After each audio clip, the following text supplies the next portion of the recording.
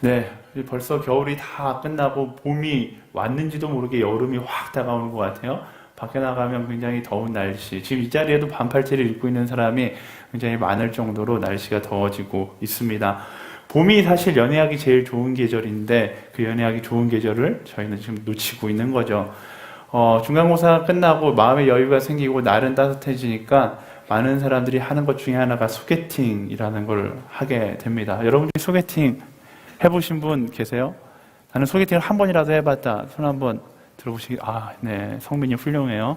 네, 정직할지어다. 네, 소개팅에는 변하지 않은 불문율이 한 가지 있습니다. 신입생들은 잘 모를 수 있겠지만 몇 번 소개팅을 해본 사람은 다 경험해서 알아요. 절대로 소개시켜주는 그 사람이 사람보다 이쁜 사람이 나오지는 않는다라는 거예요. 쉽게 말하면요, 좋은 사람이 나올 확률은 굉장히 적다라는 겁니다. 남자들이 속아서는 절대 안 되는 친구인 여자들의 말은 뭐가 있을까요?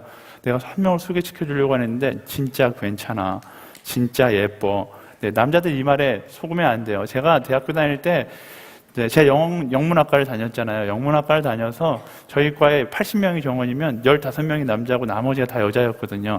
근데 여자애들이 저한테 소개시켜준다고 해서 항상 너무 예뻐, 너무 괜찮아 라고 이야기했는데 뭐 이렇게 말해서 죄송하지만 저의 기대에 찼던 적은 단 한 번도 없었던 것 같아요. 그리고 항상 제가 돌아가서 저에게 소개시켜주려고 했던 여자애한테 항상 똑같은 말을 했던 것 같아요. 야, 뭐라고 했을까요? 야, 네가 더 낫더라. 이 말을 듣는 그 자매의 표정이 얼마나 화나든지 나중에 알고 보니까 제 생각에는 아무래도 그 말을 듣고 싶어서 그런 사람을 소개시켜 준 것이 아닌가라는 생각이 듭니다. 사실 소개팅 해주는 사람들의 입장에서 처음부터 저 둘이 잘 되기를 기대하면서 소개시켜 주는 사람 별로 없어요. 하도 해달라 하니까 두 명의 해달라는 사람을 연결시켜 주는 역할을 할 뿐이지 이 두 사람이 만나면 정말 잘 어울릴 것 같다라고 기대하는 소개팅 주선자는 별로 없습니다.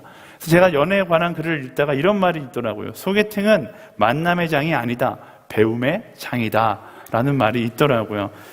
소개팅은 그런 것 같아요. 기대하는 것보다는 항상 부족한 것이 아닐까라는 생각이 듭니다. 소개팅뿐만 아니라 자매들, 특히 제가 만나본 몇몇의 자매들과 이야기하다 보면 이상한 자매들의 습관을 알 수 있습니다. 자매들은 친구들, 다 모든 자매가 그렇다는 건 아니에요. 몇몇의 믿지 않는 자매라고 한정 지어볼게요. 믿지 않는 자매들 중에 몇몇은 자기랑 같이 다니는 사람, 절대로 예쁜 자매하고는 같이 안 다니는 자매들이 있어요. 자기보다 약간 못나 보이고 약간 화장을 어설프게 하고 이런 자매들 여러분 주변에 꼭 있을 겁니다. 둘이서 같이 다니는데 꼭 한 명은 굉장히 도드라지고 한 명은 굉장히 초라하게 보이는 자매들이 있어요. 그래서 왜 그렇게 다니냐라는 것을 우리가 물어보지 않아도 다 알 수 있는 거죠. 뭐예요?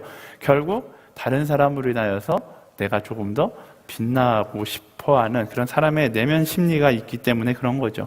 내가 주인공이 되고 싶고 너는 엑스트라, 너는 조연, 너의 조연으로 인하여서 나는 빛나겠다라는 그런 자매들의 마음이 있는 것입니다. 이처럼요, 세상의 기준으로 내가 빛나야 한다고 생각한다라면 우린 결국 인정하지 않을 뿐이지 모두가 다 패배자 같은 인생을 살 수밖에 없다라는 거예요. 왜 그런가? 제가 쉽게 설명하자면요, 여러분들이 같이 다니면서 와, 쟤로 인해 나는 빛날 거야 라고 생각하고 다니잖아요. 근데 그 사람은 어떻게 생각할까요? 그 사람은 어떻게 생각할까요? 소개팅 가서 와, 저런 여자, 근데 반대는 어떻게 생각할까요? 상대적인 기준을 가지고 살다가 보면 결국 상대도 똑같이 생각하고 있다는 사실을 알 수 있는 거예요. 결국 이 세상에 승자는 아무도 없고 다 패배자 같은 인생을 살 수밖에 없는 거죠. 근데 이런 현상이 심각해지면 어떤 문제가 일어나냐면 서로 무분별하게 비판하기 시작하는 거예요. 어차피 내가 빛나지 못할 거 너도 빛나지 마라 라는 식으로 다른 사람의 빛을 깎아내리면서 살게 되는 것입니다. 인터넷상에 댓글 보면요, 초딩 수준의 글들이 막 많아요. 사람들 비판하는 글들. 왜 그렇게 비판할까요? 어차피 내가 빛나지 못하는 거 너도 빛나지 말아라고 하면서 계속 비판하고 있는 거죠. 얼마 전에 대통령 선거가 끝나는데요, 저는 선거 때마다 너무나 아쉬워요. 저는 선거 때 토론회를 어떻게든 무조건 다 보려고 하거든요. 근데 토론회를 보면 누가 옳으냐 누가 틀리냐를 떠나서 선거 내내 기간 가운데 사람들이 열중하는 건 자기의 장점, 자기의 빛나는 점을 드러내기보다는 상대방의 약점을 자꾸만 공격하는 모습을 보면서, 근데 그런 모습이 어떻게 보면 커다란 사회에, 오늘의 사회의 축소판이 아닌가라는 생각이 들더라고요.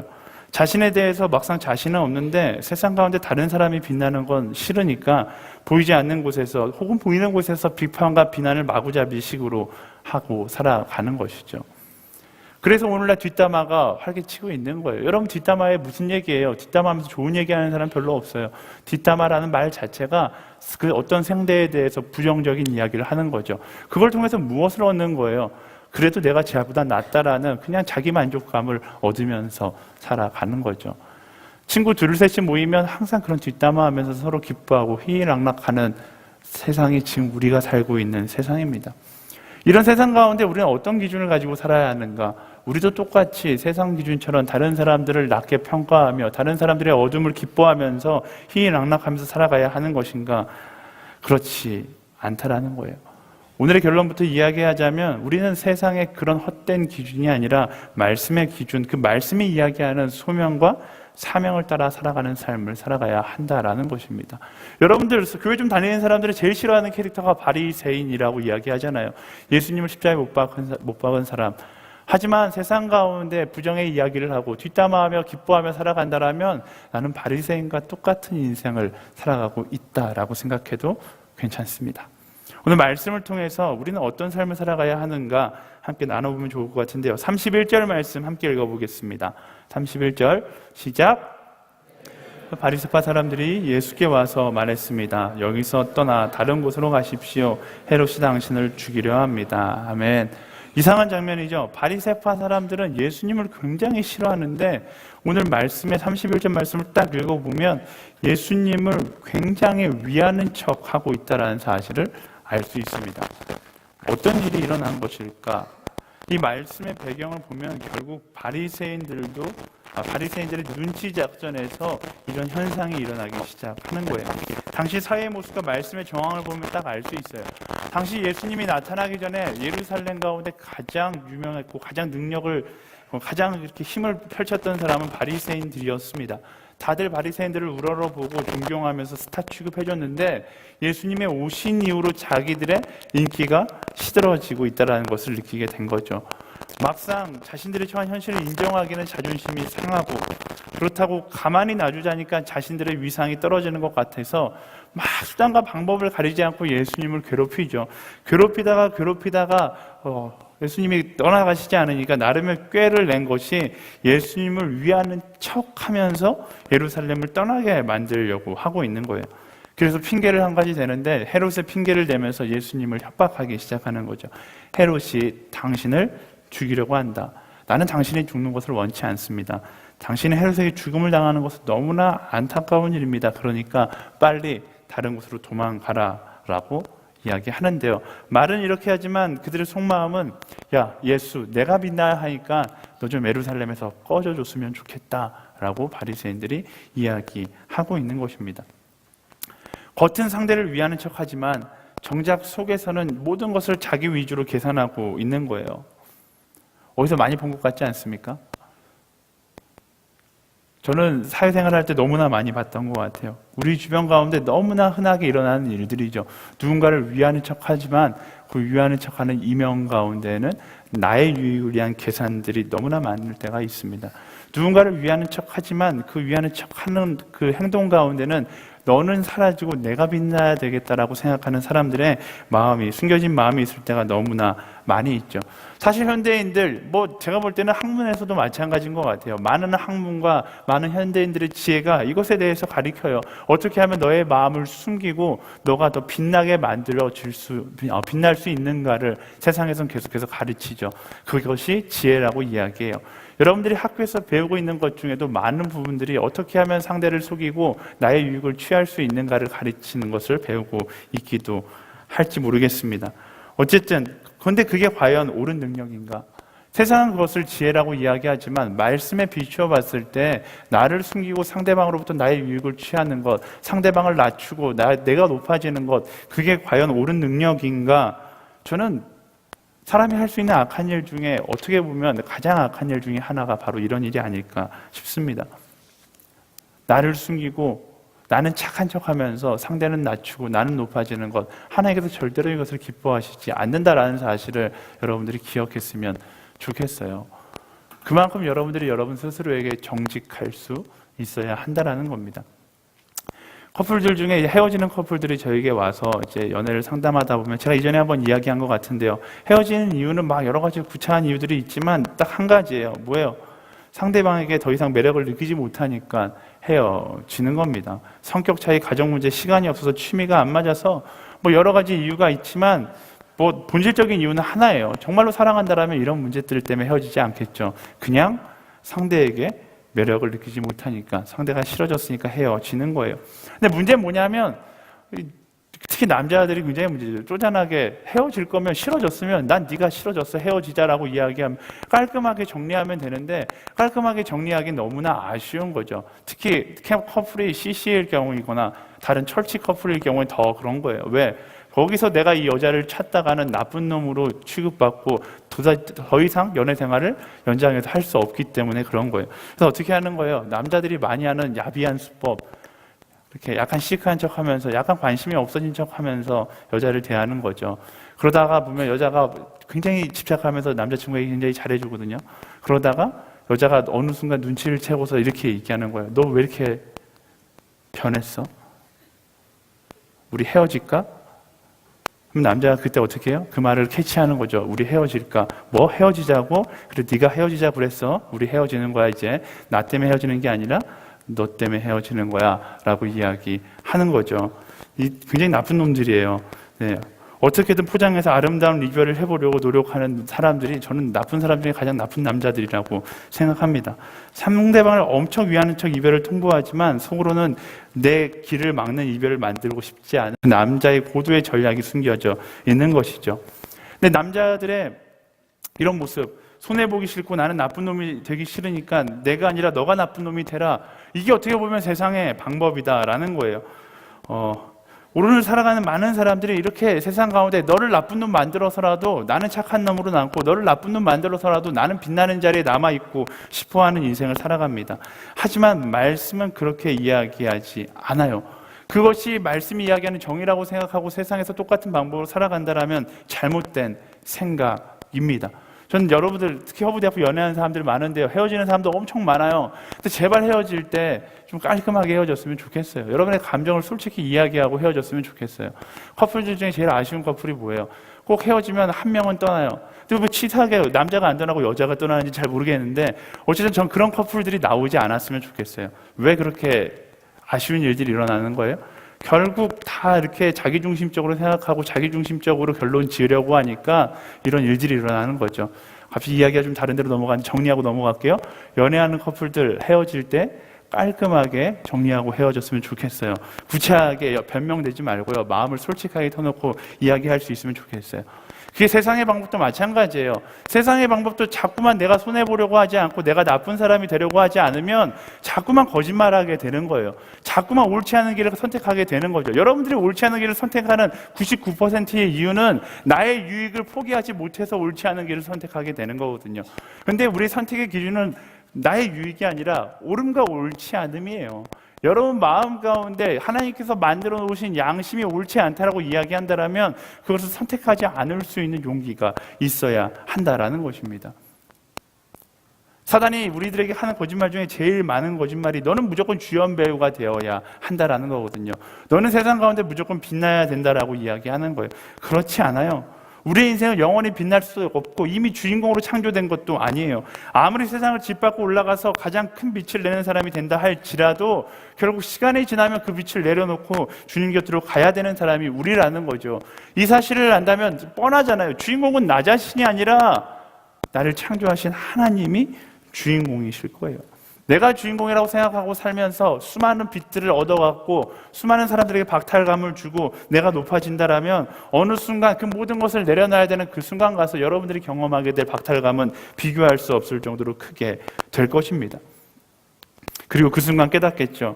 아, 내 인생에 이루어질 삶, 내 인생의 주인공이 내가 아니었구나라는 사실을 깨닫게 되는 거예요. 그래서요, 우리는 세상이 이야기하는 거짓된 사명, 너만 빛나면 된다, 위대한 인생을 살아라, 이것이 진짜 내 인생에 이루어야 할 사명이 아니다라는 사실을 깨닫고 진짜 사명이 무엇인가를 고백하며 살아갈 수 있어야 하는 거죠. 그 진짜 사명을 보여주셨던 분이 바로 예수님이고, 우리는 그렇게 고백하잖아요. 작은 예수 바보입니다. 예수 그리스도를 닮은 인생을 살아가는 게 우리 그리스도인인 것이죠. 32절 말씀을 읽어보겠습니다. 32절 시작. 예수께서 말씀하셨습니다. 여우에게 가서 말하라. 오늘과 내일은 내가 귀신을 쫓아내고 사람들을 고쳐줄 것이다. 그리고 셋째 날이 되면 내 뜻을 이루리라. 아멘. 바리새인의 고도적인 전략에도 불구하고 예수님은 그들의 술수에 넘어가지 않습니다. 오히려 예수님을 정면 돌파하세요. 헤롯 하면 벌벌 떨면서 예수님이 도망칠 줄 알았는데 오히려 예수님은 헤롯을 여우라고 표현하면서 나는 그렇게 하지 않겠다, 나는 도망치지 않겠다라고 이야기하시죠. 사실 성경학자들이 이 말씀에서 비유하는 여우가 헤롯만을 비유한다라고 이야기하지 않습니다. 이 이야기를 하고 있는 이 바리새파 사람들을 가리키기도 하는 말이다라고 이야기하는 거죠. 예수님께서 이렇게 거친 표현 잘 쓰시지 않으시거든요. 근데 이렇게 거친 표현을 쓰시는 이유는 뭘까? 바로 예수님께서 너무나도 싫어하는 모습이 바리새파 사람들에게 보였다라는 것을 이야기하는 거예요. 어떤 모습을 싫어하시는가? 우리가 나눴던 이기적이고 자기중심적이고 나를 위해 너를 희생시키는 모습, 예수님은 이런 모습을 기뻐하시지 않았다는 거예요. 쉽게 말하면 주인공이 되려고 다른 사람을 이용해 먹는 삶을 살아가는 무리들을 예수님은 싫어하셨다라는 겁니다. 기억하세요. 자신들이 빛나기 위해서 다른 사람들을 이용해 먹는 사람을 하나님께서는 기뻐하시지 않는다라는 겁니다. 오히려 그것은 예수님의 사명과 반대되는 모습이었을 거예요. 이런 말씀을 묵상하며 가슴에 팍팍 와닿아야 됩니다. 예수님이 제일 싫어하는 거, 사람 등쳐먹는 거, 나 성공하자고 사랑 배신하는 거, 예수님께서 여우다, 예수님께서 선한 일이 아니다라고 말씀하시는 거예요. 사실 세상은요 반대예요. 세상은 여우 같은 사람이 성공해요. 근데 말씀은 분명하게 이야기해요. 여우 같은 사람은 아니다. 그렇다면 세상의 방법으로 여우같이 살아서 성공해야 된다면 우리는 그 성공을 포기할 수 있는 사람이 되어야 한다라는 결론에 이르게 되는 것이죠. 그래서 여기 오늘 말씀의 핵심이 등장합니다. 예수님은 성공을 따라 사는 사람이 아니라 무엇을 따라 사는 사람이었는가? 사명을 따라 살아가는 사람이었다라고 말씀을 기록하고 있는 것이죠. 32절 말씀 다시 한번 읽어보겠습니다. 32절 시작. 예수께서 말씀하셨습니다. 그 여우에게 가서 말하라. 오늘과 내일은 내가 귀신을 쫓아내고 사람들을 고쳐줄 것이다. 그리고 셋째 날이 되면 내 뜻을 이루리라. 아멘. 예수님의 사명, 귀신을 쫓아내고 사람들을 고쳐주는 것, 그것이 예수님의 사명이었어요. 다시 말하면요, 예수님의 사명은 사람을 살리는 것이었다라는 거죠. 여우들의 사명은 뭐예요? 사람들을 죽여 내가 살아나는 게 여우들의 사명이었다면 예수님의 사명은 내가 죽어 사람들을 살리는 게 예수님의 사명이었다라는 것입니다. 이 예수님의 사명을 우리 마음 가운데 기억하고 있어야 하는 거예요. 그래서 어쩌라고요? 내가 예수님인가요? 이렇게 말할 수 있지만 예수님께서 이렇게 말씀하셨어요. 제자들에게 나를 따르라, follow me. 예수님의 삶의 방법을 따라 살아가야 되는 사람이 그리스도인이고 그게 바로 그리스도인의 사명인 것이죠. 그리스도인의 사명은 예수 그리스도를 따라 살아가는 것이고 내가 따라 살아가는 그 예수 그리스도의 사명은 나를 죽여 너를 살리는 사람이었어요. 다시 말하면 우리는 예수 그리스도를 닮은 사람으로 나를 죽여 너를 살리는 사람이 될 수 있어야 한다는 것이죠. 나를 희생하여 내 이웃을 살리고 나를 희생하여 죽어가는 사람들을 살릴 수 있는 사람이 되어야 한다는 거예요. 하나님께서는 그것을 기뻐하신다라는 것입니다. 예수님의 사람 살리는 사명의 중심에 있었던 것이 무엇이냐면 바로 복음이었어요. 이 땅에서의 생명 연장이 예수님의 그런 삶의 방법에서 중요한 포션을 차지한 것이 아니라 복음인 거예요. 영원한 생명, 구원을 알려주는 것이 예수님 사명의 중심이었다라는 것입니다. 그래서요, 우리 인생 가운데도 우리의 사명은 무엇이냐? 영원한 생명을 전하는 복음의 메신저가 되는 것이 우리의 사명이다라는 거예요. 복음이 없는 곳을 향하여 달려나아갈 수 있어야 되고, 복음이 없는 곳을 향하여 두려움을 떨쳐버리고 나아가서 복음을 선포할 수 있는 사람, 그것이 바로 선교고 그것이 바로 선교사며 그것이 바로 그리스도인이다라는 것을 우리가 기억해야 하는 것입니다. 세상에서 어떻게 하면 좀 더 안전하게 살 수 있을까? 어떻게 하면 좀 더 편안하게 살 수 있을까? 어떻게 하면 좀 더 떵떵거리면서 살 수 있을까? 어떻게 하면 남들보다 좀 더 빛나면서 살 수 있을까? 이것이 여러분의 인생의 사명이 아니라고요. 우리의 사명은 뭐예요? 어떻게 하면 나를 희생해서 어떻게 하면 내가 가진 것을 내어놓고서라도 한 사람이 예수 그리스도 앞으로 나올 수 있게 하는 것, 한 사람이라도 하나님의 그 사랑을 깨닫게 하는 것, 그것이 우리 인생의 사명이다 라고 말씀은 이야기하고 있는 겁니다. 마태복음 28장 19절에서 20절, 여러분들 귀가 정말 빠져라고 들었지만 그 말씀이 뭐라고 이야기하고 있어요? 그러므로 너희는 가서 모든 민족을 제자로 삼아 아버지와 아들과 성령의 이름으로 세례를 주고 내가 너희에게 명령한 모든 것을 그들에게 가르쳐 지키게 하라. 보라, 내가 세상 끝날까지 너희와 항상 함께 있을 것이다. 우리가 잊어버릴까 봐 예수님은 사명을 아주 정확하게 말씀해 주시고 하늘로 올라가셨어요. 사랑하는 여러분, 사명을 따라 복음 전하며 살아가는 여러분이 되기를 예수님의 이름으로 축원합니다. 복음을 전하려면 어떻게 해야 돼요? 안전한 곳에서, 누구나 다 복음을 알고 있는 곳에서 머물러 있는 것이 아니라 복음이 필요한 곳으로 나아갈 수 있어야 하는 거예요. 편안한 곳에서 할렐루야를 외치고 있는 것이 아니라 때로는 편안하지 않는 곳으로 나아갈 수 있어야 한다라는 것입니다. 사단은요, 편안함을 추구하면서 살아가는 것이 사명이라고 이야기합니다. 그래서 여러분들이 편안함이라는 것을 기준으로 가지고서 기도하기 시작하면 사단의 응답을 정말 하나님의 응답이라고 착각하는 순간들이 있을 수 있어요. 요나가 니느웨로 가라고 하는 하나님의 명령을 듣지 않고 어디로 가요? 다시스로 도망치잖아요. 그때 어떤 일이 일어나요? 요나가 항구로 막 가는데 니느웨로 가는 배가 없고 다시스로 가는 배가 딱 있는 거예요. 요나는 마음 가운데 생각했겠죠. 다시스로 가는 배가 나를 기다리고 있어. 이게 하나님의 응답이 아닐까라고 생각하는 거죠. 어떤 기준을 가지고 있었기 때문에 그게 하나님의 응답이라고 착각하는 거예요? 편안이라는, 내가 편안한 길, 내게 좀 더 안전한 길을 가야 된다라는 자기의 욕심이 있으니까 그 하나님의 응답을 다른 방향으로 해석하게 되는 것이죠. 저는요, 여러분의 인생의 기준이, 인생의 선택의 기준이 편안함에 있지 않게 되기를 소망합니다.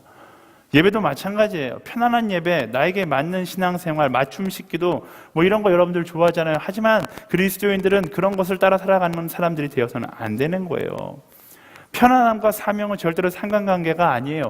오히려 때로는 내 삶 가운데 편안함이 채워져 있으면 편안함으로 가득 채워져 있다. 여러분의 삶이 너무나 편하다. 그럼 여러분 스스로에게 질문해 봐야죠. 나는 과연 옳은 길을 걸어가고 있는가? 저는 젊은 세대들이 너무나 편한 예배, 너무나 편한 신앙생활을 추구하며 살지 않았으면 좋겠습니다. 허브대학부 예배 편안한 예배 맞아요. 근데 이 예배 가운데서도 편안함을 고백하지 못하는 사람들이 있죠. 근데 하나님께서는 그 예배 가운데 여러분들을 만나기를 원하신다는 사실을 기억하세요. 교회를 부탁해라는 책이 있어요. 네, 영상 화면 좀 띄워주겠어요. 이 책, 이 시대의 그리스도인들이 책 읽기를 너무 힘들어해서 하나님께서 우리에게 선물로 주신 아주 귀한 책, 김민석이라는 작가가 교회를 부탁해라는 만화책이에요. 제가 닥터 슬럼프, 슬램덩크, 드래곤볼 이후로 가장 재밌게 봤던 만화가 이 만화가 아닌가 싶습니다. 교회를 부탁해. 교회라는 캐릭터가 등장하는데요. 교회가 병들어 있는 거예요. 굉장히 재밌어요. 교회라는 아이가 있는데 이 아이가 점점 병드는 거예요. 사람들은 이 아이가 왜 병드는지 알지 못합니다. 이 아이가 편안이라는 빵을 먹고 그냥 그 욕망이라는 빵을 먹고 욕심이라는 빵을 먹으면 먹을수록 본질을 잃어간 채 아파서 골골댄다라는 거예요. 그 교회를 회복시키기 위해서 저 탐정이 막 노력하는 이야기가 이 책인데요. 이 책을 읽으면서 정말로 많이 회개했어요. 습관과 편안한 곳에 안주하려는 욕망이 예배의 본질을 변질시키고 있다라고 이야기하고 책인데요. 이 시대 가운데 던지는 메시지가 있죠. 이 시대 그리스도인들에게 던지는 메시지가 있어요.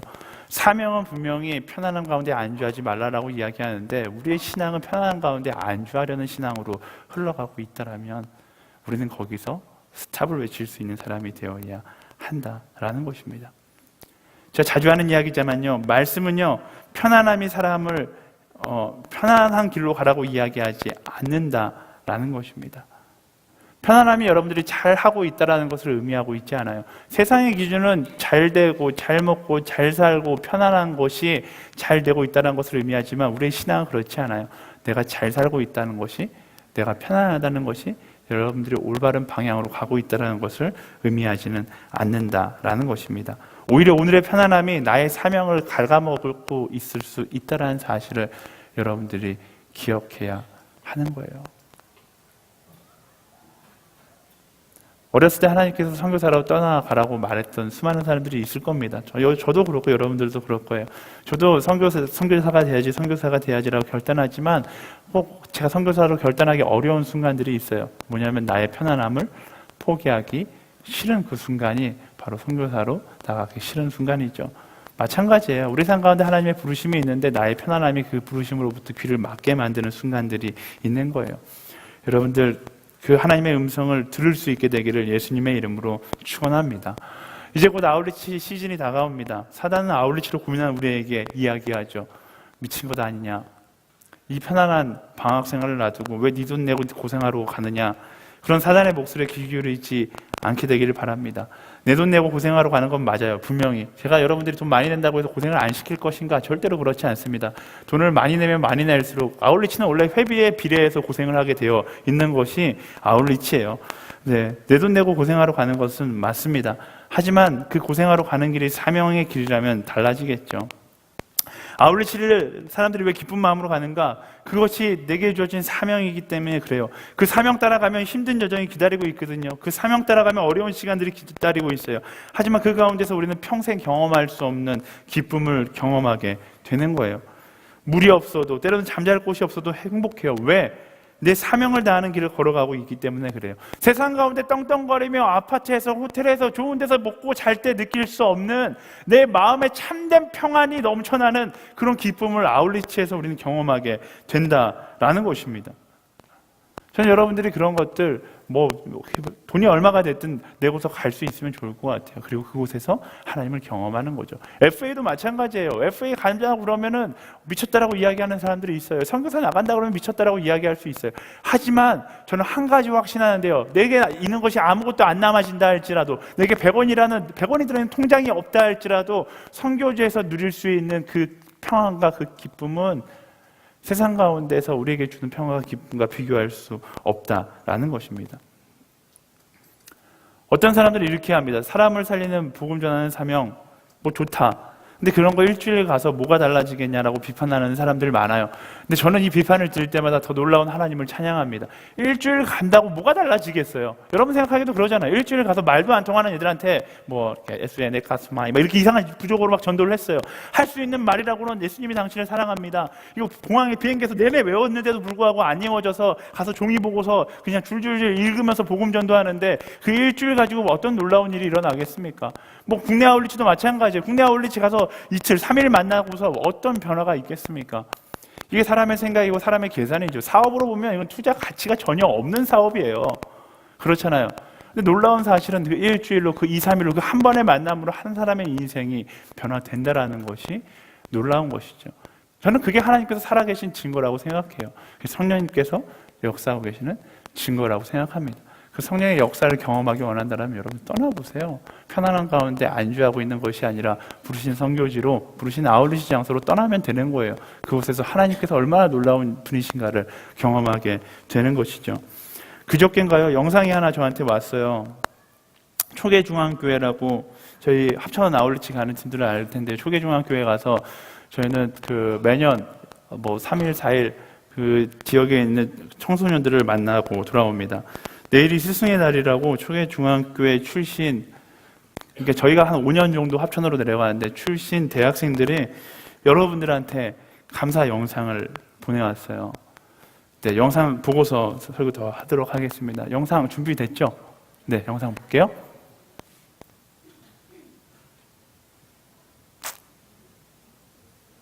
네, 처음부터 다시 틀어주세요. 네. 퀄리티가 높은 작품은 아니지만 이런 거 처음부터 보여줘야지 마음의 상처를 안 받으니까. 네. 됐나요?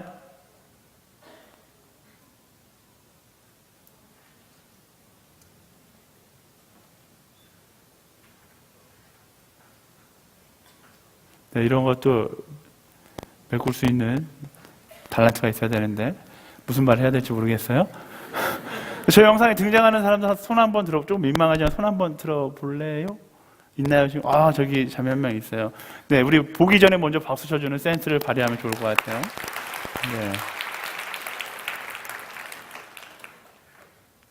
네. 누가 보고 말씀으로 덮어버렸어요.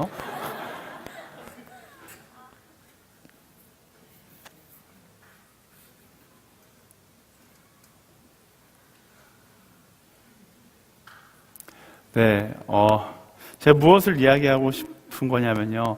여러분들은 아무것도 아니라고 다가갔던 그 일주일이, 그 2, 3일이 놀라운 복음의 능력으로 한 열매를 맺고 그 열매가 흘러서 허브대학교에서 함께 예배를 드리고 있고, 저 친구도 또 아울렛을 떠나게 되겠죠. 아울렛을 떠나고 나면 저 친구를 통해서 또 다른 사람들이 복음을 듣게 될 거예요. 여러분들이 뭐 말도 안 되는 투자라고 생각했던 이틀 3일 복음의 외침이 큰 열매를 맺고 그 복음이 큰 물줄기를 만들어서 여러분 그 선교 역사의 현장 가운데 여러분의 이름이 기록된다는 사실을 기억하라는 것입니다. 네, 드디어 영상이 된대요. 영상 보고 이야기할게요. 스승의 날 이벤트.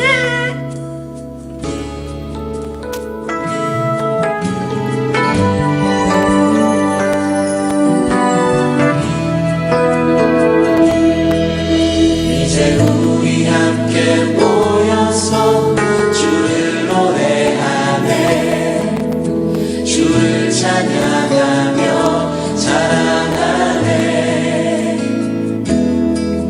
형제자매 모습 속에서 하나님 형상을, 하나님 모습을 그려보네. 이제 우리 함께 모여서 주를 노래하네, 주를 찬양하며 자랑하네. 안녕하세요, 멘토쌤들. 정한솔이에요. 지금 휴대폰 액정이 나가서 이렇게 거울로 찍어 보냅니다. 스승의 날을 맞아서 지혜가 정말 좋은 아이디어 내줘서 지금 이렇게 감사의 동영상 편지를 보내드립니다. 제가 비록 학교 근처로 교회를 옮기게 돼서 멘토쌤들을 자주 못 보게 되었어요. 그렇지만 멘토쌤들이 저에게 좋은 말 해주신 것과 하나님을 알게 해주시고 전도를 해주신 거에 대해서 정말 평소에 감사하게 생각하며 지내고 있어요. 그리고 저는 멘토쌤들이 하나님이 저에게 주신 선물이라고 생각합니다. 정말 사랑해요. 정말 감사드리고 정말 사랑합니다. 사랑합니다. 정말 좋아해요. 멘토 언니 오빠들 너무 보고 싶어요. 짠! 5년 동안 너무 행복했고 재밌었고요. 앞으로도 좋은 추억들 많이 만들어갔으면 좋겠습니다. 사랑해요. 멘토 언니 오빠들 너무 감사했습니다. 이렇게 또 교회에서 만나게 되어서 너무 기쁘고 앞으로도 좋은 추억 많이 만들어갔으면 좋겠어요. 사랑합니다. 멘토 언니 오빠들 정말 감사드리고 사랑해요. 네. 되게 기특하잖아요. 15살 때는 징그러웠어요. 네.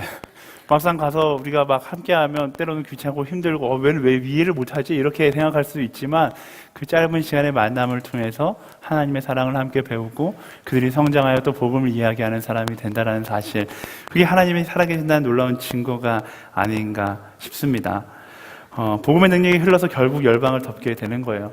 예수님께서 그걸 말씀하신 거예요. 예수님께서 사명을 말씀하실 때 결과를 만들어내라고 말씀하지 않았어요. 만약에 예수님께서 그렇게 속 시원하게 결과를 만들어내라고 하면 우리 인생 가운데 엄청나게 다급하게 살아가겠죠. 너희는 땅까지 이르러 324명에게 복음을 전하고 예수를 믿게 하라 이렇게 말씀하셨으면 우리는 지금 이 자리에 앉아있지도 못할 거예요. 근데 예수님께서는 그렇게 말씀하시지 않았어요. 이유는 뭐예요? 결과는 성령께서 만들겠다라고 말씀하신 것이죠. 우리 사명자의 길은 뭐예요? 말씀하신 그 길을 따라서 결과를 바라보는 것이 아니라 정진에 나아가면 하나님께서 인도하시겠다라고 말씀하시는 것이죠. 예수님의 멋진 고백이 33절 말씀에 나옵니다. 33절 말씀 함께 읽어볼까요? 시작. 그러나 오늘과 내일 그리고 그 다음 날에도 나는 마땅히 내 갈 길을 가야 한다. 예언자는 예루살렘 밖에서 죽을 수 없는 법이다. 아멘. 예언자는 예루살렘 밖에서 죽을 수 없는 법이다. 진짜로 그런가? 모든 예언자들이 다 예루살렘에 죽었을까? 아니죠. 상징적으로 예수님께서 말씀하고 계시는 거예요. 다시 말하면요, 부르심을 입은 사람은 부르신 곳에서 죽어야 한다라는 고백인 것이죠. 저는 이 고백이 우리 모두의 고백이 되기를 소망합니다. 부르심의 자리가 어디일까요? 제가 매주 이야기하잖아요. 우리 부르심의 자리는 어디예요? 하나님은 내가 빛날 수 있는 자리에 나를 부르기보다 내가 살려야 할 사람, 내가 빛나게 주어야 할 사람이 있는 자리에 나를 부르시는 분이세요. 내 삶 가운데 고난을 없기를 바라는 인생이 아니라 부르심의 자리라면, 정말로 내가 필요한 한 사람이 있는 자리라면 그 고난마저 기쁨으로 받아들일 수 있는 우리 한 사람 한 사람이 되어야 한다라는 것이죠. 예수님의 이 고백이 바로 우리의 고백이 되기를 축복합니다. 선교사가 되겠다고 결심하고 나서 선교에 대해 고민할 때마다 마음이 덜컹덜컹해요. 아, 괜히 하나님한테 간다고 그랬나 라는 생각이 들 때가 많습니다. 근데 부르심을 따라 살아가는 사람이 고난이 있다고 안 가고 평탄해 보인다고 하고 그렇게 살아가다 보면 나중에 예수님 만나서 십자가 위에서 죽으시면서까지 가장 큰 고통을 당하셨던 그 예수님 앞에서 내가 무슨 말을 할 수 있을까라는 생각이 들어요. 여러분들한테 질문 볼게요. 예전에 설교 때도 한번 나눴었는데, 여러분들이 내일 죽어서 예수님께서 여러분들에게 묻는 거예요. 왜 내가 너를 천국에 들여보내야 된다고 생각하니? 넌 세상 가운데 편안하게 누릴 거 다 누리면서 즐길 거 다 즐기면서 살아왔는데 내가 왜 너를 천국에 들여보내야 된다고 생각하니? 말씀하실 때 우리는 얼마나 떳떳하게 예수님한테 내가 천국에 들어갈 수 있는 이유를 이야기할 수 있을까요? 이런 고민을 할 때마다, 이런 상상을 할 때마다 제 스스로 결심하고 결단합니다. 예수님께 큰 소리 칠 수 있는 인생으로 살아가자. 왜 내가 너를 천국에 들여보내야 된다고 생각하니? 예수님이 하라는 대로 했으니까요. 예수님이 말한 사명 그 길 그대로 걸어갔으니까 전 천국에 들어갈 수 있는 거죠. 예수님이 살아계신 건 믿고 예수님이 명령하신 그 명령 따라 살다 왔는데요. 예수님 안 들여보내시면 배신이에요. 이렇게 이야기할 수 있는 그런 신앙 고백이 우리 안에 있으면 얼마나 행복할까요? 저는요, 아울리치 어려운 지역으로 가기로 유명한 사람입니다. 쉬운 지역으로 갈 때도 있었는데 이상하게 제가 따라가면 쉬운 지역도 어려워지더라고요. 하지만 저는 그것이 축복이라고 생각합니다.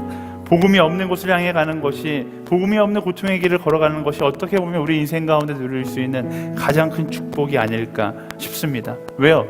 고통스러우면 고통스러울수록, 어려우면 어려울수록, 힘들면 힘들수록 내가 나중에 하나님께, 예수님께 큰 소리 칠 수 있게 되기 때문에 그런 거죠. 많은 사람들이 이 땅에서 큰 소리 치는 인생을 살아가고 싶어 합니다. 이 땅에서 큰 소리 쳐봤자 아무 소용없어요. 세상이 알아줄 것 같아요. 수많은 사람들이 여러분을 질투하고 호시탐탐 여러분들 노리는 인생을 살아가게 되는 것이죠. 우리가 큰 소리 치기를 간구해야 하는 것은 오직 하나, 예수님 앞에서 큰 소리 칠 수 있는 인생이 되기를 간구하며 그런 인생을 살아가야 하는 거예요. 여러분 스스로에게 물어보세요. 나는 예수님 앞에서 얼마나 목소리를 낼 수 있는 인생을 살아가고 있는가? 예수님께서 말씀하신 그 사명의 길을 나는 얼마나 걸어가고 있는가? 아니면 나는 행복과 편안과 기쁨, 그냥 세상이 말하는 쾌락의 길을 만족하며 걸어가고 있는 것은 아닌가? 오늘 여러분 안에 새로운 결단이 있게 되기를 소망합니다. 오직 한 가지 복음을 들고 세상 가운데 작은 예수가 되어 영원한 생명을 선물하는 그런 한 사람으로 살아가기를 결단하는 시간이 되기를 소망합니다. 그게 우리 인생 가운데 누릴 수 있는 가장 큰 축복인 거예요.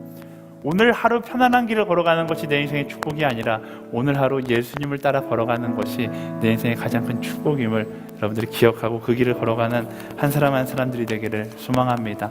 우리 함께 묵상하며 함께 결단하고 찬양하며 나아갔으면 좋겠는데요. 하나님, 내가 예수 닮기를 소망합니다. 내 삶의 소망, 내가 바라는 한 분,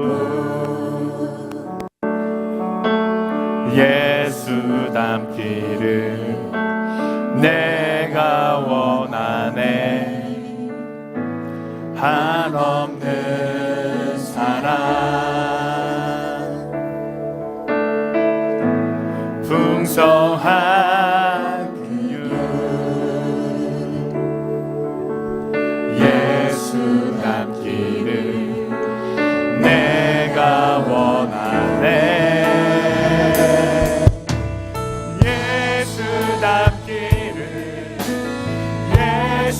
보기를 예수만 높이길 내가 원하네 내 평생 소원 예수 닮기를 예수만 닮기를 내가 원하네 예수 닮기를 예수 닮기를 예수 보기를 예수만 높이길 내가 원하네 내 평생 소원 예수 닮기를 예수만 닮기를 내가 원하네 완전하신 예수